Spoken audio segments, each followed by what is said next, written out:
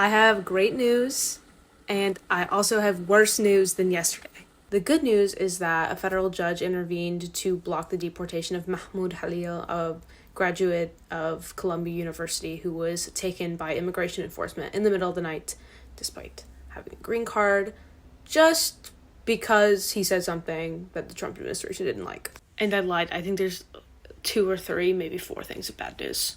But one is that Mahmoud is still in immigration detention. And another is that people from the State Department and the Department of Homeland Security are saying the legal basis that they used to do this to him. And it's pretty creepy. This is from Zateo. Marco Rubio personally signed off on the arrest of Palestinian Columbia University student protester negotiator Mahmoud Khalil using a narrow, little-used authority given to the Secretary of State, per 2 sources within the Department of Homeland Security and the State Department. I'm gonna read the provision that they're citing here. It's legal jargon. Stay with me, please. This is from the Immigration and Nationality Act.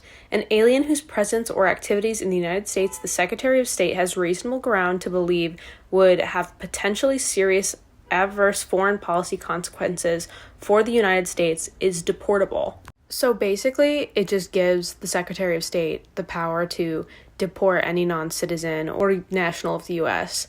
if they feel like they're dangerous to U.S. foreign policy, which, if it sounds arbitrary, it is. So the Trump administration wants to deport Mahmoud for supporting Hamas or being anti-Semitic.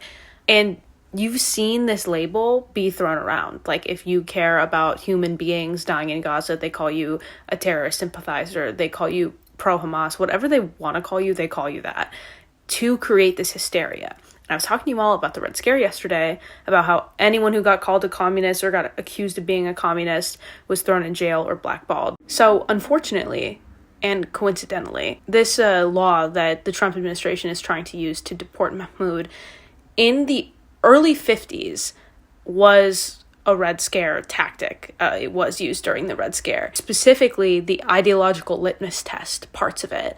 Where are your loyalties? What do you believe? Etc., etc. Enacted in 1952, quote, were widely understood at the time to target Eastern European Jewish Holocaust survivors suspected of being Soviet agents.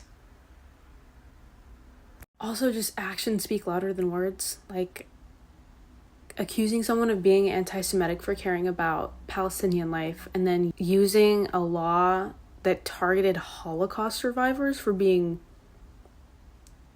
Soviet spies. It looks pretty bad.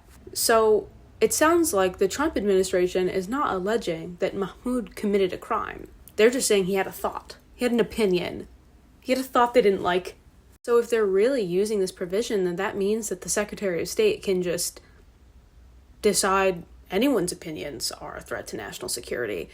And I don't know how much y'all know about our Secretary of State, but here's him talking to peace activists. That does not justify 32,000 dead, a starvation, a famine. That's a lie. It's not, sir, no, you are lying right now. You are lying. You're supporting genocide. So Marco Rubio's kind of a hater to anyone who cares about Palestinians. He has a lot of vitriol. So if this is really the route that they're going down, using this provision of this law, that's deeply fascistic. And like I said yesterday, when I was talking to you all about the Red Scare, if you think this doesn't apply to you, unfortunately it does. So there are protests all over to stand up for Mahmoud. You should go to one, because it's our responsibility to stand up for him, or else it sets a very bad precedent that we don't care if the Trump administration deports people, jails people for having a different opinion. And also, you should write to Columbia University and say that they should be protecting their students and not collaborating with immigration enforcement to arbitrarily detain and deport students.